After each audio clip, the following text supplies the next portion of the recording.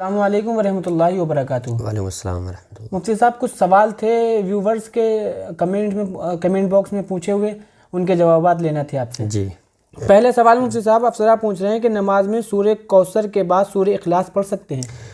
اگر کوئی انسان نماز پڑھ رہا ہے اور اس نے سب سے پہلے سورہ کوثر پڑھی اور اس کے بعد اگر وہ سورہ اخلاص قل واللہ احد کوئی پڑھتا ہے تو پھر یہ ترتیب غلط ہو جائے گی، کیونکہ پہلی رکعت میں بڑی سورت کا پڑھنا سنت ہے۔ پہلی رکعت میں بڑی سورت پڑھی جائے سورہ فاتحہ کے ساتھ، دوسری رکعت میں پہلے کے مقابل چھوٹی سورت پڑھنا چاہیے۔ تو اگر پہلے کسی نے انا اعطیناک الکوثر پڑھ لی تو پھر دوسری رکعت میں قل واللہ پڑھ رہا ہے تو پھر ترتیب غلط ہوگی۔ تو پہلے بڑی سورت پڑھے، بعد میں پھر چھوٹی سورت پڑھے، بہرحال نماز ہو جائے گی، لیکن بہتر یہی ہے کہ سنت کو چھوڑنے والا، سنت کو ترک کرنے والا انسان نہ بنے، بلکہ پہلے رکعت میں بڑی سورت پڑھے، دوسرے میں چھوٹی سورت پڑھے۔ بہت بہت شکریہ مفتی صاحب۔ ابراہیم احمد کہہ رہے ہیں مفتی صاحب آپ کا بات کرنے کا طریقہ بہت اچھا لگتا ہے۔ بہت بہت شکریہ، جزاک اللہ۔ اگلا سوال ہے مفتی صاحب پیٹ کی خرابی کی وجہ سے بار بار ریا خارج ہوتی ہے، اس وجہ سے وضو نہیں کر پاتے ہیں، تو کیا ایک وضو سے کام چلا سکتے ہیں؟ دیکھیے، اگر کسی کا ہمیشہ ہی پیٹ خراب رہتا ہے اور اس کا وضو نہیں رکتا ہے اور ریا وغیرہ بہت زیادہ خارج ہوتی ہے تو اس انسان کو چاہیے کہ ہر نماز کے لیے نیا وضو کرے اور نیا وضو کر کے نماز کو پڑھے۔ اور اگر 2 منٹ 1 منٹ بھی اس کی وہ کنٹرول نہیں کر پاتا ہے اور اس کے پیٹ خراب اتنا زیادہ خراب ہے کہ 1 منٹ بھی کنٹرول نہیں کر پاتا اور ہوا خارج ہو رہی ہے، تو پھر وہ بس وضو کر لے نماز کے لیے اور پھر وہ ایسے ہی نماز پڑھ لے۔ تو نماز پڑھتے میں اگر اس طرح کا مسئلہ اس کے ساتھ ہو رہا ہے تو اس کی نماز ہو جائے گی، لیکن وہ یہ نہیں کر سکتا ہے کہ اس نے فجر میں وضو کر لیا پھر عشاء تک وہ اسی وضو سے نماز پڑھتا رہے، ایسا نہیں ہو سکتا، بلکہ اس کو ہر نماز کے لیے نیا وضو کرنا ہوگا۔ لہٰذا اتنا ضرور ہے کہ اگر کسی کا پیٹ خراب رہتا ہے اور وہ سو جائے یا اونگ جائے تو اس سے اس کا وضو نہیں ٹوٹے گا، لیکن نماز جب وہ پڑھے گا نئی اگلی نماز جو فرض نماز ہے اس کو پڑھنے سے پہلے اس کے لیے وضو اس کو کرنا پڑے گا، اس کو وضو کرنا چاہیے۔ بہت شکریہ مفتی صاحب۔ اور محمد حسن پوچھ رہے ہیں نیند نہ آئے تو کیا کریں؟ دیکھو، نیند 2 وجہوں سے نہیں آتی ہے۔ پہلی وجہ تو یہ ہوتی ہے کہ انسان اگر اپنا روٹیشن چینج کر لے تو اس کے بعد اس کو رات میں نیند نہیں آتی ہے۔ 10 بجے سو کے اٹھے گا تو ظاہر ہے 2 بجے سے پہلے رات میں نیند نہیں آئے گی۔ تو پہلے تو وہ اپنا روٹیشن انسان سدھارے، لیکن اگر اس کے بعد بھی ایسا ہے کہ انسان بہت نیند نہیں آ رہی ہے تو اس کو چاہیے کہ سنت کو فالو کرے۔ سنت کیا ہے؟ اللہم بسمک اموت و احیا، اس دعا کو پڑھ کے سوئے۔ نیند نہیں آ رہی ہے تو اعوذ بکلمات اللہ التامۃ من غضبہ و عقابہ و شر عبادہ ومن ہمزات الشیاطین وان یحضرون، اس دعا کو پڑھ لے تو انشاءاللہ تعالیٰ اس کو نیند آ جائے گی۔ بہت بہت شکریہ مفتی صاحب۔ منتظر قدیر کہہ رہے ہیں حضرت میرے لیے دعا کر دیجئے جاب لگ جائے۔ اللہ تعالیٰ آپ کو تمام کامیابی اور کامرانی عطا فرمائے۔ بہت بہت شکریہ۔ عمران انصاری، علمہ نام کے معنی کیا ہیں؟ علم سے بنا ہے، علم مطلب نفع پہنچانا، فائدہ پہنچانا، علم پہنچانا، اور نالج اس کا یہی معنی ہوگا۔ بہت بہت شکریہ مفتی صاحب۔ اور مدثر جعفری، نماز پڑھتے وقت گندے خیال اور دنیاوی خیال آئیں تو کیا کریں؟ دیکھیں، نماز پڑھنے میں اگر انسان کو گندے یا دنیاوی خیال آ رہے ہیں تو اس کو 2 کام کرنا چاہیے۔ پہلا کام تو ہر انسان جانتا ہے کہ نماز جب بندہ کھڑا ہوتا ہے نماز پڑھنے کے لیے تو شیطان اس کے ذہن میں وسوسے ڈالتا ہے اور غلط خیالات ڈالتا ہے، اس کو دنیا کی بھی یاد آتی ہے، گھر کی بھی یاد آ رہی ہوتی ہے، سارے کام بھی اس کو یاد آ رہے ہوتے ہیں۔ تو اس سے بچنے کے لیے اس کو شیطان کی مین کاٹ کرنا پڑے گی۔ وہ کیسے کرے گا؟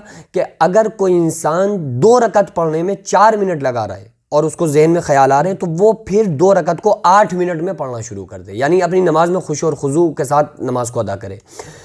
اور اگر اس سے بھی نہیں کام ہو رہا ہے تو پھر بھی خیال آ رہے ہیں تو نماز کو دوہرا دے۔ یہ 2-3 دن ایسا کرے گا نا تو شیطان خود سوچے گا کہ یار کہاں پھنس گئے ہم تو سوچ رہے تھے کہ یہ نماز اس کی خراب ہو جائے، لیکن ہماری ذرا سی بہکانے کے چکر میں یہ اور زیادہ لمبی کر کے نماز پڑھ رہا ہے، خشوع خضوع کے ساتھ پڑھ رہا ہے، پھر نماز بھی دوہرا رہا ہے، تو وہ پھر خود پیچھا چھوڑا کے آپ سے بھاگے گا۔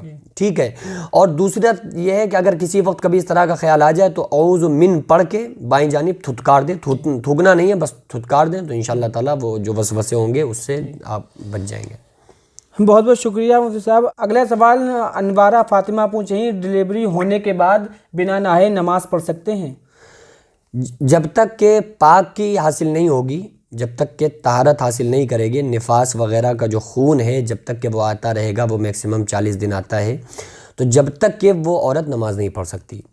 اور جب اس نفاس سے فارغ ہونے کے بعد جب یہ خون آنا بند ہو جائے اس کے بعد پھر نہانا فرض ہے اس کے اوپر، غسل فرض ہے، غسل کرنے کے بعد ہی وہ نماز کو شروع کر سکتی ہے. تو غسل اس میں فرض ہے، اور جب تک کہ غسل بھی نہیں ہوگا جب تک کہ انسان کو وہ حیض کا خون ہو یا وہ نفاس کا خون ہو، جب تک کہ وہ خون جاری رہے گا جب تک وہ طہارت بھی حاصل نہیں کر سکتی. نہا سکتی ہے لیکن اس سے طہارت حاصل نہیں ہوگی. پھر جب خون آنا بند ہو جائے، اس کی مدت ختم ہو جائے، چاہے وہ پیریڈ ہو یا وہ نفاس کا خون ہو ڈیلیوری والا، تو جب وہ آنا بند ہو جائے تو اس کے بعد وہ غسل کر کے پھر نماز کو شروع کرے. بہت بہت شکریہ مفتی صاحب. اگلا سوال ہے، محبت کی اور شادی نہیں ہوئی، قسمت میں تھا لیکن محبت کیوں ہوئی؟ تو آپ نے خود کی ہے نا محبت، تو یہ محبت کرنے کا یہ جبھی تو اسلام نے بتایا نا کہ یہ جو محبت ہے وہ آپ شادی کے بعد کیجئے. شادی سے پہلے آپ کو محبت ہوئی کیوں؟ اسلام اسی لیے کہتا ہے کہ زنا العینین نظر، دونوں آنکھوں کا زنا ہے نامحرم کی طرف دیکھنا. تو آپ نے حد کراس کی کہ نامحرم کو دیکھا جبھی تو محبت ہوئی. آپ نے دیکھا کیوں؟ اسی لیے اسلام منع کر رہا تھا کہ آپ دیکھو نا. پھر آپ قسمت کو دوش دے رہے ہو. کیوں دیکھا؟ آپ شادی اگر آپ کو کرنا تھی تو آپ ایک نظر دیکھ سکتے تھے کہ دیکھیں بھئی ہماری ہونے والی بیوی کانی یا لولی یا لنگڑی یا کسی قسم کا کوئی عیب تو نہیں ہے، تاکہ بعد میں کوئی پرابلم نہ کھڑی ہو سکے. اس وجہ سے ایک بار دیکھنے کی اجازت ہے. تو آپ نے دیکھا کیوں؟ جب آپ نے شریعت کی ایک جو حد شریعت نے لگائی تھی آپ نے اس کو کراس کیا. محبت جبھی ہوئی نا یا بغیر دیکھے ہو گئی. اچھا کبھی ایسا ہوا ہے کہ کسی لڑکے نے کسی لڑکی کو نہیں دیکھا اور اس کو ایسے ہی کسی سے محبت ہو گئی، مطلب کوئی کبھی اس نے کسی کو دیکھا نہیں لیکن وہ بس ایسے ہی اس کو خیالات میں محبت ہو گئی کہ ہمیں فلاں سے محبت ہے؟ کبھی ہوا؟ اسی سے ہوتی ہے جس کو انسان دیکھتا ہے. جب دیکھے گا اور اس کی طرف اٹریکشن بڑھے گا تو اسلام یہی منع کرتا ہے کہ بھائی تمہیں دیکھنے کی اجازت نہیں ہے، تم نہیں دیکھ سکتے نامحرم کو. زنا العینین نظر، دونوں آنکھوں کا زنا ہے نامحرم کی طرف دیکھنا. تو دیکھنے کی اسلام نے اسی لیے اجازت نہیں دی. تو آپ نے محبت کیوں؟ کسی نے آپ سے کہا تو تھا نہیں کہ بھائی آپ جا کے محبت کرو. بیوی ہو جائے اس کے بعد آپ محبت کریں. اور قسمت کا دوش اس میں کچھ نہیں ہے. اسلام قسمت میں تو جو لکھا ہے، جو اللہ تعالیٰ نے لکھ دیا وہ ہونا ہی ہونا ہے. پہلے جو آپ نے محبت کا ٹائٹل اور محبت کا لوگو جس چیز کو دیا ہے نا کہ ہمیں محبت ہو گئی اور تو محبت ہوئی کیوں، تو یہ آپ نے گناہ کیا ہے. یہ بہت اچھا کام نہیں کیا، یہ گناہ ہے نامحرم سے محبت کرنا. ٹھیک ہے، تو بہرحال یہ ہے کہ اس میں قسمت کا کوئی دوش نہیں ہے. اور محبت لوگ کہتے ہیں کہ محبت کی نہیں جاتی، ہو جاتی ہے. ایسا کچھ نہیں ہے، محبت کی ہی جاتی ہے. محبت جب تک کرے گا نہیں جب تک ہوگی کیسے؟ کبھی کسی انسان کو کسی کتیا سے محبت ہوئی؟ اب ویسی تو محبت ہو گئی کہ چلو بھائی ہم اسے کھلاتے پلاتے ہیں اور ہمارے ہاں ہم روٹی ڈالتے ہیں تو بلی مر جائے یا بلی کو کسی نے پالا، کتے کو پالا، مر جائے، بڑا افسوس. یہ والی ایک الگ محبت ہوتی ہے. لیکن یہ والی محبت ہوتی ہے خیالات میں وہ کتیا ہی کو سوچ رہا ہے. کبھی ایسا ہوا ہے؟ کیوں نہیں ہوا ہے؟ اس وجہ سے نہیں ہوا ہے کیونکہ آپ یہ ایک فطری چیز نہیں ہے. لیکن جب انسان گناہ کی طرف گیا، اس نے شریعت کی لگائی ہوئی حدود کو جب کراس کیا، اس کے بعد ہی اس کو محبت ہوئی. تو محبت انسان کرتا ہے، ہوتا سوتا کچھ نہیں ہے. یہ سب باتیں ہیں کہ محبت کی نہیں جاتی، ہو جاتی ہے. محبت کرتا ہے انسان، جب کرے گا تو ہی ہوگی، ورنہ ایسے فالتو میں نہیں ہوتی کسی سے محبت.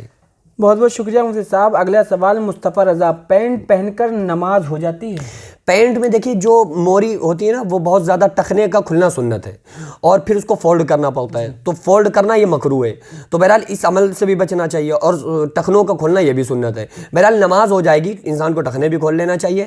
لیکن اسی کے لیے اتنا اسلام نے جو ایک لباس بتایا ہے وہ یہی بتایا کہ بہت زیادہ ڈھیلا لباس ہو، جبکہ پینٹ جو ہوتا ہے وہ کسا ہوا ہوتا ہے. تو بہرحال نماز ہو جائے گی، لیکن نماز میں خشوع اور خضوع اگر ٹائٹ پینٹ ہو یا وہ ٹخنوں سے نیچا ہو تو پھر نماز میں خشوع اور خضوع پیدا نہیں ہوتا ہے. جبکہ نماز میں خشوع اور خضوع پیدا ہونا ضروری ہے. قد افلح المؤمنون الذین هم فی صلاتہم خاشعون. ایمان والے وہ ہیں جو اپنی نمازوں کو، کامیابی کو وہ لوگ پہنچے جو اپنی نمازوں میں خشوع اور خضوع. بہت بہت شکریہ مفتی صاحب. اگلا سوال ہے، کیا کسی قبر پر چپل پہن کر جا سکتے ہیں؟ پہلی بات تو یہ ہے کہ چپل پہن کر قبر پہ جانا ہی نہیں چاہیے. کوئی انسان قبر پہ چپل پہن کے جاتے ہی نہیں. ہاں یہ ہے کہ قبر پہ جا رہا ہے یعنی کہ زیارت کے لیے، فاتحہ پڑھنے کے لیے، اب اس کو چاہیے کہ وہ وہاں سے چپلوں کو دور اتارے. اس کی وجہ یہ ہے نا کہ آپ جو بھی انسان ہے اس کو اپنے عزیز و اقارب میں سے جس کی قبر ہوتی ہے اس کو وہ تو نظر آ رہی ہوتی ہے کہ بھئی یہ ہمارے فلاں کی قبر ہے، لیکن وہ بس اسی کی رسپیکٹ بھی کرتا ہے کہ وہاں وہ ٹھیک ٹھاک ہے کہ نہیں. باقی آس پاس اور قبریں ہیں تو اس سے اسے کوئی مطلب نہیں. ہو سکتا ہے کہ 100 سال پہلے جہاں پہ وہ قبریں بنی ہوئی ہیں وہاں 100 سال پہلے کوئی اور قبر ہو جو لوگوں نے اب راستہ بنا لی ہو، تو وہاں بھی ہو سکتا ہے پہلے سے قبر ہو. تو اس لیے پہلے انسان کو چاہیے کہ چپلوں کو باہر ہی اتار دے، پھر بغیر چپلوں کے جائے. یا پھر یہ کنفرم ہو کہ یہاں کہیں پر بھی قبر نہیں ہے تو انسان وہاں تک، جہاں تک قبر نہیں ہے وہاں تک انسان چپلیں پہن کر جا سکتا ہے. لہٰذا جب یہ کلیئر ہو جائے کہ یہاں پہ قبر ہے، پکا ہے، تو پھر اس قبر پر چپل پہن کے وہاں نہیں جانا چاہیے. بہت بہت شکریہ مفتی صاحب. اگلا سوال لب لونگ کی طرف سے، जुमे की नमाज की नीयत कैसे करें? तो जुमे की नमाज की नीयत का तरीका यह है कि जब इंसान जाए मस्जिद और उसने नीयत की तो पहले तो 4 रकत की नीयत कर ले। नीयत करता हूँ मैं 4 रकत नमाज सुन्नत मुमिना काबा शरीफ की तरफ अल्लाह ताला के अल्लाह अकबर, पहले 4 सुन्नत पढ़नी, फिर 2 जो फ़र्ज इमाम के साथ पढ़ेगा उसमें कहेगा नीयत करता हूँ मैं 2 रकत नमाज फ़र्ज मुमिना काबा शरीफ की तरफ पीछे इस इमाम के वास्ते अल्लाह ताला के अल्लाह अकबर, फिर 4 रकत सुन्नत की नीयत करे, फिर 2 रकत सुन्नत, फिर 2 रकत नफल। ये और असल नीयत जो है वो दिल के इरादे का नाम है। इंसान जो राजा बाबू बन के जा रहा है ना नहा धो के, यही उसकी नीयत है कि वो जा रहा है जुमा पढ़ने के लिए, यही उसकी नीयत है। बहरहाल फिर भी अगर कोई इंसान ज़ुबान से कहना चाहे तो कह सकता है, और चाहे तो 14 रकत की इकट्ठे ही नीयत कर सकता है कि 14 रकत में जुमा की नमाज़ पढ़ने जा रहा हूँ, उसकी नीयत मैंने कर ली, और फिर इसी तरह से अल्लाह अकबर कह के नीयत बांधता रहे। और चाहे तो हर बार में हर सलाम फेरने के बाद जब खड़ा हो सुन्नत और फ़र्ज़ और सुन्नत और नफल पढ़ने के लिए तो ज़ुबानी तौर पर जैसे मैंने बताई इस तरह से नीयत कर सकता है। बहुत बहुत शुक्रिया मुफ्ती साहब। अगला सवाल गुलाम अंसार, क्या अपने घर की औरतों के साथ नमाज पढ़ सकते हैं?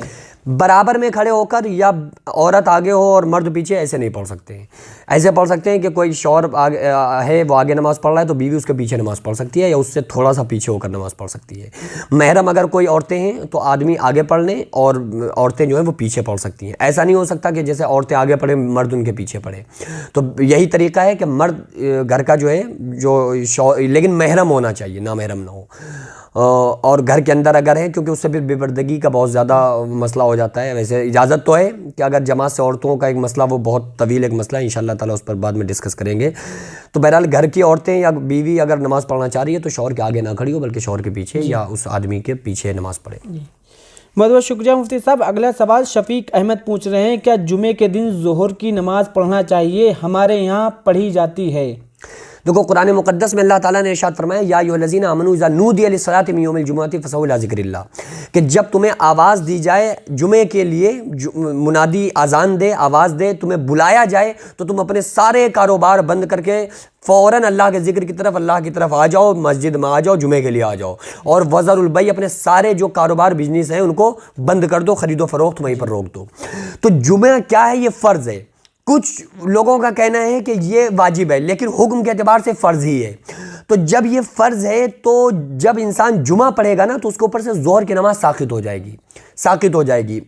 और अगर किसी इंसान ने जुमा कोई नहीं पढ़ सका तो अब उसके लिए ज़रूरी है कि जुमे की क़ज़ा नहीं है, तो अब वो इंसान ज़ोहर पढ़े। लेकिन जब जुमा हो गया है तो इसलिए अब उसको ये नहीं चाहिए कि वो ज़ोहर भी पढ़ेगा। अच्छा, कुछ लोग ये समझते हैं कि जैसे जुमे के दिन जुमे की 2 रकत हो गई और 12 रकत जो और हैं वो ज़ोहर की हैं।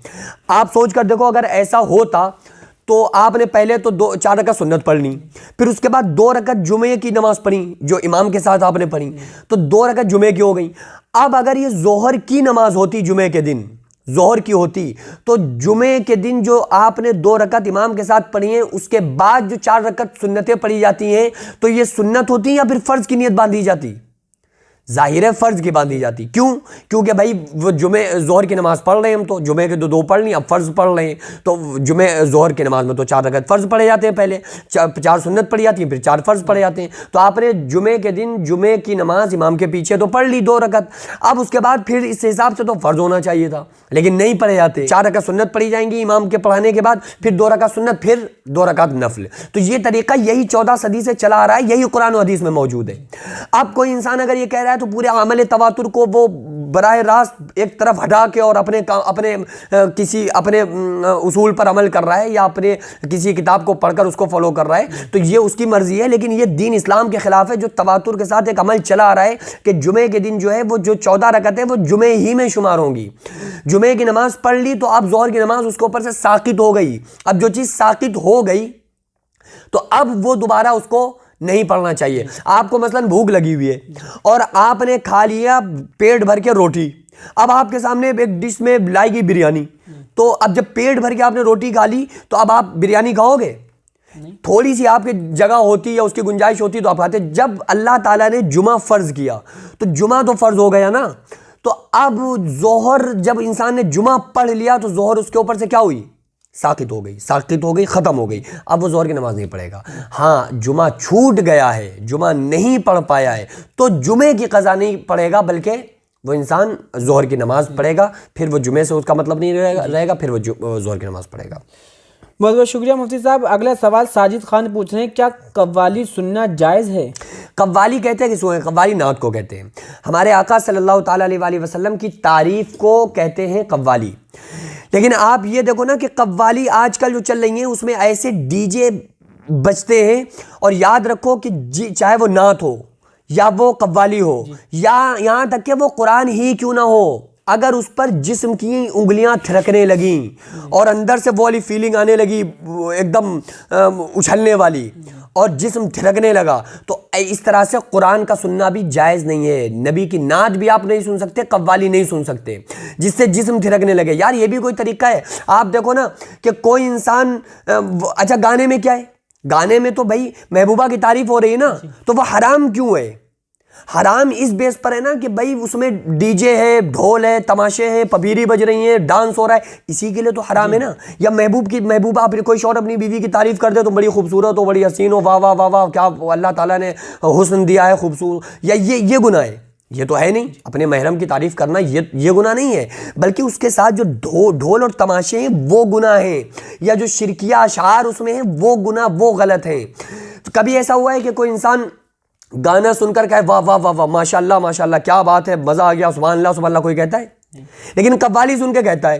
تو جو انسان گانا سن رہا ہے نا, تو وہ اس کو غلط سمجھ کے سن رہا ہے کہ بھائی یہ چیز غلط ہے لیکن میں سن رہا ہوں.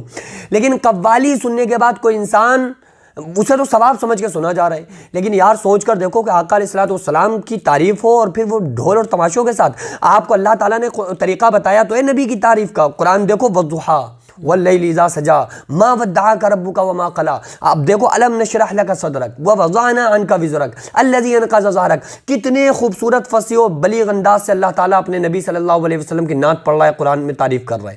تو یہ طریقہ دیا گیا ہے. اچھا یہ نعت ہی نہیں, اگر کوئی انسان اس لہجے میں جس سے جسم تھرکنے لگے, قوالی تو آپ چھوڑ دو, اس لہجے میں جس سے جسم تھرکنے لگے اگر قرآن کو انسان پڑھے تو اس کا بھی سننا اور پڑھنا جائز نہیں ہے. تو یاد رکھو قیامت کے دن حضور صلی اللہ تعالیٰ علیہ وسلم گریبان پکڑ کے اس سے پوچھیں گے کہ تو نے ہمارا نام اتنی بے ادبی کے ساتھ لیا کیوں, کہ ڈیجوں کے ساتھ اور دھمکڑ کے ساتھ. اور افسوس اس بات کا ہے کہ اس کو عشق رسول کا نام دے دیا گیا ہے, لیول لگا دیا کہ یہ عشق رسول ہے اور یہ لیول ہے عشق کا. بھائی یہ عشق کا کوئی لیول نہیں ہے. آپ کو وہ طریقے سے آپ الگ جاؤ گے, طریقے کے خلاف جاؤ گے, آپ کا بیڑا غرق ہو جائے گا. نبی آقا علیہ الصلوۃ والسلام نے جو طریقہ بتایا ہے, قرآن نے جو طریقہ دیا ہے, یا ڈھول تماشوں سے نام لینا یہ بھی کوئی عشق ہے. اور یہ عشق تمہیں آج 14 صدی کے بعد سمجھ میں آ رہا ہے. 1,29,000 صحابہ کرام, بزرگان دین, بڑے بڑے ائمہ, فقہا, مجتہدین, محدثین, ان کے یہاں آپ دیکھ لو, ان کے یہاں تو کوئی ایسا مسئلہ نہیں تھا. تو یہ سب غیر عاشق تھے, ان میں معاذ اللہ کوئی عاشق رسول معاذ اللہ نہیں تھے. ارے بھائی انہی سے ہم نے عشق سیکھا ہے, تو ان کے کیا طریقے تھے, آپ کم سے کم ان کو فالو کرو. یہ الگ سے اپنا لانچ کر کے طریقہ اس کو عشق کا نام دینا, یہ آپ کی جہالت کے علاوہ کوئی دوسری چیز نہیں ہے. اس لیے بڑی تمیز سے نبی کے نعت پڑھیں. سننے والے کو بھی چاہیے کہ بڑی باادب ہو کے, بعض مرتبہ ایسا ہوتا ہے کہ پروگرام ہوتے ہیں نا جلسے, تو اس میں ٹوپیاں سر پر نہیں ہیں, ڈانس کر رہے ہوتے ہیں کھڑے ہو کر. ایک نعت پڑھنے والا نعت پڑھ رہا ہے اور وہ ڈانس کروا رہا ہے, نیچے سے ڈانس ہو رہا ہے. تو خدا کی قسم بڑی سخت پکڑ ہوگی. اور یہ جو لیول لگا دیا ہے اس پر عشق رسول کا, یہ عشق نہیں ہے. شیطان نے تم سے گمراہی اور جہالت کے راستے پہ چلا رہا ہے جسے تم سمجھ بھی نہیں پا رہے ہو. علماء کو چاہیے اس چیز کو کنٹرول میں کیا جائے, اور آقا علیہ الصلوۃ والسلام کی عظمت اور نبی صلی اللہ علیہ وسلم کی نعت کا طریقہ سننے اور سنانے کا صحیح کرنا چاہیے. اگر وہ طریقہ ٹھیک نہیں ہے تو ہم جسے ثواب سمجھ کر رہے ہیں, قیامت کے دن یہی وبال جان بن جائے گا. بہت بہت شکریہ مفتی صاحب. اگلا سوال, میں مسجد میں جاتا ہوں, وہاں پر لوگ جھوٹ بولتے ہیں اور ہمارے پیسے بھی چوری ہو گئے, ہم کیا کریں؟ اچھا یہ بتاؤ کہ جب انسان بازار جا رہا ہے تو بازار میں زیادہ چوریاں ہو رہی ہوتی ہیں مسجد میں؟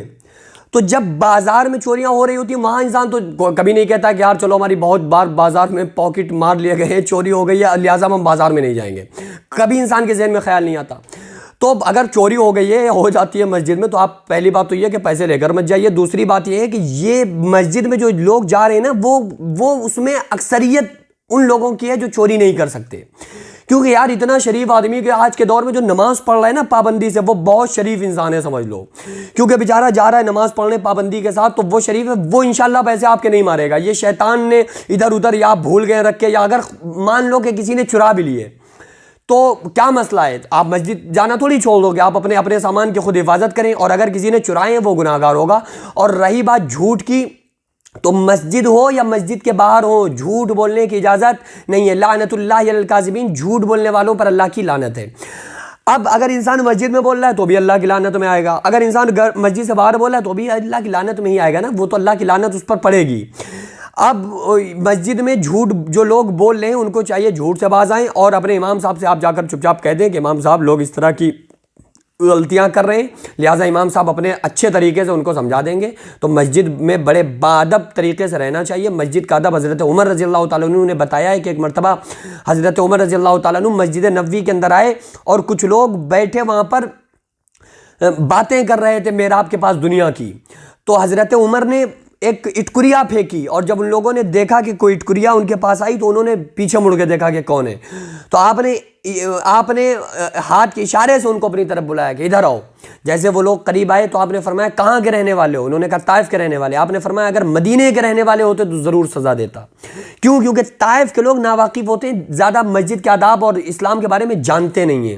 تو آپ دیکھو حضرت عمر رضی اللہ تعالیٰ عنہ نے کیا بہترین مسجد کے آداب سکھائے ہیں کہ اندر آپ یہ مسجد کے اندر یہ کہنا بھی آپ نے پسند نہیں کیا کہ تم لوگ کون ہو یا مسجد کے باہر آ جاؤ، بلانا بھی، آواز لگانا بھی پسند نہیں کیا، بلکہ اٹکریا کے ذریعے سے ان کو اپنی طرف مخاطب کر کے بلایا۔ تو بہرحال مسجد کے بڑے آداب ہیں، تو اس آداب کی انسان کو رعایت رکھنا چاہیے، اور رعایت رکھتے ہوئے انسان کو جب انسان مسجد میں داخل ہو جائے تو سمجھ لے کہ ساری حکومتوں سے نکل کر مسجد کا مطلب کیا رہ گیا۔ اگر انسان وہاں بھی جھوٹ بولنے لگے، دنیا کی باتیں کر رہا ہے، اور تمام طرح کی ہنسی اور ٹھٹے اور مذاق چل رہا ہے، تو پھر اور گھروں میں اور مسجدوں میں فرق کیا رہ گیا؟ مسجد تو ہے ہی اس لیے نا کہ اللہ کی عبادت کی جائے۔ گھروں میں بھی نماز ہو جاتی ہے، لیکن خصوصی طور پر جماعت قائم کی جاتی ہے مسجد میں۔ اس کے لیے صرف اس کی وجہ یہ ہے کہ وہ گھر میں انسان رہتا بھی ہے، اللہ کی عبادت بھی کرتا ہے، ذکر و اذکار بھی کرتا ہے، لیکن یہ مسجد اللہ کا گھر ہے، یہاں صرف اللہ کی عبادت کی جاتی ہے۔ اور اگر کوئی انسان وہاں بھی دنیا کی باتیں کرنے لگے گا تو جو مقصد اول ہے وہ پھر انسان کا ترک ہو جائے گا۔ اس لیے ان تمام چیزوں سے بچنا چاہیے، اور آپ کو چاہیے مسجد جاتے رہیے۔ سوال سرفراز پوچھ رہے ہیں، مجھے عشاء کی نماز میں دعا کرنا نہیں آتی، میری نماز ہوگی؟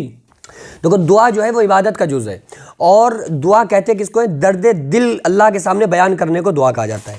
بعض لوگ کہتے ہیں نا کہ آپ ہمارے لیے دعا کر دو، تو یہ بڑی اچھی بات ہے، ایک دوسرے سے انسان دعا کروا سکتا ہے، لیکن اصل جو دعا ہے نا وہ دل کے درد کو اللہ کے سامنے بیان کرنے کا نام دعا ہے۔ اور آقا علیہ الصلوۃ والسلام نے جو فرض نماز کے بعد ایک دعا سکھائی ہے، اللہم انت السلام و منک السلام حینا ربنا بالسلام وادخلنا الجنۃ دار السلام، تو یہ دعا انسان کو پڑھنا چاہیے، اس کا پڑھنا سنت ہے۔ لیکن اگر کوئی انسان نہیں پڑھ پا رہا ہے، اس کو یاد نہیں ہے، تو پھر جو بھی اس کو یاد ہے اس کے لیے مسنون طریقہ ہے کہ اللہ کی تعریف کرے، درود شریف پڑھے، اور جو کچھ اس کی جائز نیک تمنائیں اور اس کی خواہشات ہیں ان کو اللہ کے سامنے بیان کرے، اسی کو دعا کہا جاتا ہے۔ جو لوگ یہ کہتے ہیں ارے اللہ تعالیٰ ہماری سنتا نہیں ہے، اور اللہ تعالیٰ ہم بڑے گناہ گار ہیں اس لیے اللہ تعالیٰ ہماری دعا کو قبول نہیں کرتا، یہ ان کی غلط سوچ ہے۔ اللہ تعالیٰ جس دن ناراض ہو گیا نا، اللہ کی نظر آپ کی طرف سے ترچھی ہو گئی، تو آپ سمجھ لو کہ پھر آپ زندہ ہی نہیں رہو گے، اور خاتمہ بھی پھر ایمان پر نہیں ہو سکتا اگر اللہ ناراض ہو جائے تو۔ اس لیے اللہ تبارک و تعالیٰ کو راضی کرنے کی کوشش کیا کریں، اور اللہ ہی سنتا ہے، اللہ ہی دعائیں۔ اچھا بتاؤ، ہمیں وہ دعا ہماری نہیں سن رہا ہے اور کھانا کھلا رہا ہے، جب اللہ نے نہیں کہا کہ چلو یہ بڑا گناہ گار بندہ ہے اس کو کھانا نہیں دیں گے آج، ہوا ایسا؟ کبھی نہیں ہوا۔ لیکن اللہ تعالیٰ کھلا رہا ہے، پلا رہا ہے، وہیل مچھلی کو 33 ٹن گوشت روزانہ کھلاتا ہے، لیکن بندے کا ایک امتحان ہوتا ہے، اپنے دل کے درد کو، اپنی خواہشات کو اللہ کے سامنے بیان کرنے کا نام، اور رو رو کر بڑی عاجزی کے ساتھ دعا کرنا ہی اصل دعا ہے۔ اسی طرح سے انسان کو دعا کرنا چاہیے۔ بہت بہت شکریہ مفتی صاحب۔ اگلا سوال شاہ رخ قریشی پوچھ رہے ہیں، میری ابھی شادی ہوئی ہے اور مجھے خواب میں زمین سے پانی نکلتا ہوا نظر آتا ہے۔ تو اگر صاف پانی دیکھا ہے تو عروج اور عزت ملنے اور بلندی ملنے کے علامہ ابن سیرین رحمۃ اللہ علیہ نے اس کی تعبیر بتائی ہے، اور اگر گندا پانی دیکھا ہے تو اس سے انسان کو تھوڑا سا پریشانیوں میں ملوث ہو سکتا ہے، تو انسان کو چاہیے صدقہ دے دے، تو انشاءاللہ تعالیٰ کوئی آفت یا بلا آنے والی ہوگی تو انشاءاللہ صدقے کی برکت سے ہٹ جائے گی، ختم۔ بہت بہت شکریہ مفتی صاحب۔ عمران پوچھ رہے ہیں، اگر تقدیر ہی سب کچھ ہے تو اللہ دعا کیوں سنتا ہے؟ دیکھو تقدیر میں یہ بھی لکھا ہوا ہے نا کہ جب آپ دعا کرو گے تو آپ کا یہ کام بنے گا، یہ بھی تقدیر میں پہلے سے لکھا ہوا ہے۔ اور دو طرح کی دعا ہوتی ہے، ایک مبرم غیر مبرم۔ تقدیر چاہے کہہ لیں دو طرح کی ہوتی ہے، مبرم غیر مبرم، ایک بدلنے والی ایک نہ بدلنے والی۔ اب اگر اللہ تعالیٰ نے لکھ دیا نا کہ انسان کی اتنی زندگی ہے، اذا جاء اجلھا لا یستأخرون ساعۃ ولا یستقدمون، کہ جب موت کا وقت آ جاتا ہے تو ایک ذرہ نہ جلدی ہوتی ہے نہ ایک ذرہ دیری ہوتی ہے۔ اب پوری دنیا مل کر بھی اگر یہ دعا کرے نا کہ اللہ اس کو موت نہ آئے یا 1 منٹ بڑھ رہا ہے، تو ایسا نہیں ہو سکتا، یہ اللہ تعالیٰ نے لکھ دیا۔ لیکن کچھ دعائیں، کچھ تقدیر ایسی ہوتی ہے نا جو دعا سے بدل جاتی ہیں، تو یہ جو بدل رہی ہے نا تقدیر، یہ جو دعا سے تقدیر بدل رہی ہے نا، یہ بھی تقدیر میں لکھا ہوا ہے کہ جب یہ بندہ دعا کرے گا تو اس کی دعا کی وجہ سے اس کی یہ کام ایسے سے ایسے ہو جائے گا. تو یہ بھی پہلے سے تقدیر میں لکھا ہوا ہے، اس لیے بہت زیادہ اس کو سوچنے کی ضرورت نہیں ہے. بہت بہت شکریہ مفتی صاحب. اگلا سوال، اگر کوئی مر جائے تو اس کے نام سے عمرہ کر سکتے ہیں؟ جی بالکل، اس کی طرف سے عمرہ کیا جا سکتا ہے. بہت بہت شکریہ مفتی صاحب. اگلا سوال آصف، اگر کوئی پیشاب کرے اس کے بعد ٹیشو پیپر سے صاف کرے تو کیا پاک ہوگا؟ اگر کوئی انسان ٹیشو پیپر وغیرہ استعمال کر رہا ہے پیشاب کرنے کے بعد، استنجا کرنے کے بعد، تو اصل چیز یہ دیکھی جائے گی کہ جو انسان پیشاب کرنے کے بعد جو پاکی اور طہارت اس کو حاصل ہوگی نا، وہ پیشاب کی جو بوندیں لگی ہوئی ہیں ان کو الگ کرنا جسم سے، ٹھیک ہے، عضو خاص سے، اصل وہ طہارت ہے. تو وہ چاہے کسی بھی طرح سے ہو، چاہے کوئی انسان مٹی کے ڈیلے سے بھی کر سکتا ہے، لیکن گھر آ کے پھر پانی لینا اس کے لیے یہ ضروری ہے کہ انسان گھر آ کے پانی لے لے، لیکن پاک ہو جائے گا بہرحال، اور وہ نماز بھی اس حالت میں پڑھ سکتا ہے وضو کرنے کے بعد. تو اگر کوئی انسان ڈیلے چاہے تو ڈیلے کا استعمال کر سکتا ہے، اور چاہے تو ٹیشو پیپر کا بھی استعمال کر سکتا ہے. ٹیشو پیپر کے استعمال کرنے کے بعد انسان پاک ہو جاتا ہے. کیونکہ اس سے اصل مقصد پورا ہو رہا ہے کہ پیشاب کی چھینٹوں کو اور پیشاب کے قطرات کو الگ کرنے کا نام، اس کو جسم سے دھونے کا نام ہی یہ استنجا ہے. تو چاہے وہ ڈیلے کے ذریعے کر لے، پانی کے ذریعے کر لے، یا ٹیشو کے ذریعے کر لے، یا کسی کپڑے وغیرہ کے ذریعے کر لے. بہرحال یہ ہے کہ اگر وہ ڈیلے وغیرہ سے لیا تو اس میں بہتر اور افضل یہی ہے کہ گھر آ کے پھر استنجا کر لے. بہت بہت شکریہ مفتی صاحب. اگلا سوال فرقان علی پوچھ رہے ہیں، دیوبندی اور بریلوی دونوں حنفی ہیں؟ دیکھو، دیوبندی اور بریلوی جو ہے نا، یہ فرقے ہیں. جبکہ یہ جو امام اعظم ابو حنیفہ رضی اللہ تعالیٰ عنہ کو جو ہم فالو کرتے ہیں، ان کی پیروی کرتے ہیں، ہم ان کے مقلد ہیں، یہ کوئی فرقہ نہیں ہے. یہ نہ فرقہ واریت ہے کہ وہ شافعی ہیں، حنبلی ہیں، مالکی. یہ فرقہ واریت نہیں ہے. یہ تو ائمہ نے دین کو اپنے حساب سے سمجھا قرآن حدیث کی روشنی میں، اور اس کو لوگوں تک بتایا. اب چاروں ہی برق ہیں، آپ ان میں سے جس کو چاہیں فالو کر لیں. تو کچھ ایسے لوگ ہیں جو امام اعظم ابو حنیفہ رضی اللہ تعالیٰ عنہ کو فالو کرتے ہیں. اب وہ اپنے آپ کو دنیاوی کسی بھی فرقے میں ڈال کے اپنے آپ کو پروموٹ کر سکتے ہیں کہ میرا بھائی فلاں مکتب فکر سے میرا تعلق ہے، یا میں فلاں فرقے سے تعلق رکھتا ہوں، لیکن میں جو فقہ میں جو فالو کرتا ہوں وہ امام اعظم کو کرتا ہوں، یا امام شافعی کو فالو کرتا ہوں. تو یہ ایک الگ مسئلہ ہے. یہ فرقہ واریت یہ نہیں ہے. کیا چیز؟ یہ جو ائمہ کا جو مذاہب ہے نا، امام اعظم، حنفی، شافعی، مالکی، یہ فرقہ واریت نہیں ہے، بلکہ یہ تو دین انہوں نے بتایا ہے، اسلام بتایا ہے، اور یہ چاروں ہی برحق ہیں. اور ان میں بھی اختلاف کہاں پر ہے؟ ان ائمہ میں جو اختلاف ہے نا، لوگوں نے کہا کہ ارے ان میں بھی تو اختلاف تھا. تو ان میں اختلاف کہا ہے کہ عقیدے کا اختلاف تھا. ان میں جو اختلاف تھا وہ فروعی مسائل پر اختلاف تھا. فروعی مسائل پر اختلاف تھا. وہ آپ بھی ایک دوسرے سے فروعی مسائل میں اختلاف آج بھی دور میں شافعی کا، جو شافعی لوگ ہیں ان کا حنفیوں سے، حنفی ہیں شافعی سے، کیونکہ ائمہ سے چلا رہا ہے. تو بہرحال یہ ہے کہ یہ جو آج کے دور میں ہے کہ سنی، دیوبندی، وہابی، نجدی، شیعہ، یہ سب فرقہ واریت ہے. لیکن یہ جو ائمہ ہیں یہ فرقہ واریت نہیں ہے، بلکہ یہ تو وہ مذاہب ہیں، یہ وہ جن کو ہم فالو کر کے ہم حضور صلی اللہ تعالیٰ علیہ وسلم کے دین تک پہنچ سکتے ہیں، اور ان سے بڑی دین کو ان سے بڑا فروغ ملا ہے. تو بہرحال یہ ہے کہ ان میں عقائد میں آپس میں کوئی بھی کسی طرح کی آپس میں ذرہ برابر بھی اختلاف نہیں ہے ائمہ میں عقائد کے معاملے میں، صرف فروعی مسائل میں ہے. تو کوئی انسان اگر خود کو شافعی کہہ رہا ہے، وہ بھی اپنے آپ کو، کچھ لوگ ہیں جو دیوبندی کہتے ہیں، کچھ لوگ ایسے ہیں جو اپنے آپ کو دیوبندی بتاتے ہیں اور وہ امام اعظم کو فالو کرتے ہیں. کچھ لوگ ایسے بریلوی ہیں جو امام اعظم کو فالو کرتے ہیں اور خود کو بریلوی لکھتے ہیں. کچھ ایسے بھی ہو سکتے ہیں جو بریلوی لکھ کے خود شافعی یا کسی دوسرے امام کو بھی فالو کر سکتے ہیں. تو یہ انسان کی اپنی سوچ ہے. بہرحال جو ائمہ ہیں، یہ امام اعظم، امام شافعی، امام احمد بن حنبل، امام مالک، یہ چاروں برحق ہیں. ان میں سے کسی ایک کو فالو کرنا یہ ضروری ہے. آپ یہ نہیں کر سکتے کہ ان کی بات ایک اچھی لگی ان کی لے لی، ان کی ایک بات اچھی لگی ایسے ان کی لے لی. یہ پھر تو ہر دھرمی ہو جائے گی. یہ تو بس جو دل میں چاہا وہ ہم نے کر لیا، یہ نہیں ہو سکتا. آپ کو ایک ہی امام کو فالو کرنا پڑے گا، جس کو آپ فالو کر رہے ہیں نا اسی کے سارے جتنے بھی مسائل ہیں پھر اسی کو ماننا پڑے گا، لیکن برحق سب کو ماننا پڑے گا. یہ بالکل ایسے ہی ہے نا کہ جیسے 1,24,000 کم و بیش انبیاء علیہ السلام آئے، ایمان سب پر ہے. آمنت باللہ و ملائکتی و کتبی و رسلی، سارے رسولوں نبیوں پر ایمان ہے کہ نبی تھے، لیکن فالو ہم کسی کو نہیں کر سکتے. فالو ہم کریں گے اپنے آقا صلی اللہ تعالیٰ علیہ وسلم کو ہی. تو اسی طرح سے ہم مانتے سارے ائمہ کو ہیں، چاروں جو امام ہیں چاروں برحق ہیں، لیکن ہم جو فالو حنفی ہیں امام اعظم کو فالو کریں گے، جو شافعی ہے وہ امام شافعی کو فالو کرے گا، لیکن حق چاروں ہیں. جی बहुत बहुत शुक्रिया मुफ्ती साहब। अगला सवाल ये है कि हुजूर पाक ये क्यों फरमाते हैं कि शादी करने में ना अमीर देखो ना गरीब? आका अलैहिस्सलाम ने इरशाद फरमाया शादी से पहले 3 चीज़ें देख लो, दीनदारी देख लो, घर मकान देख लो, शक्लो सूरत देख लो। बहुत बहुत शुक्रिया मुफ्ती साहब। अगला सवाल मोहम्मद अफसा, आपका मोबाइल नंबर मिल जाएगा? इंस्टाग्राम पर मेरी आईडी है मुफ्ती आलम मदारी ऑफिशियल के नाम से, तो उसको मैं खुद ही देखता हूँ, बाकी उसके अलावा तो और लोग जो देखते हैं वो देखते हैं, तो मैं उसको खुद ही उसके मैसेजेस वगैरह जब टाइम मिलता है तो देखता हूँ, तो इंशाल्लाह ताला उस पर बात हो जाएगी। बहुत बहुत शुक्रिया मुफ्ती साहब, आपने व्यूवर्स के सवालों के जवाब दिए। आप लोगों के जो भी सवाल हों वो आप कमेंट बॉक्स में कर सकते हैं, इंशाल्लाह आपके जवाब सारे जवाब आपके मिल जाएंगे, और आप लोगों के जो भी सवाल हों वो कमेंट बॉक्स में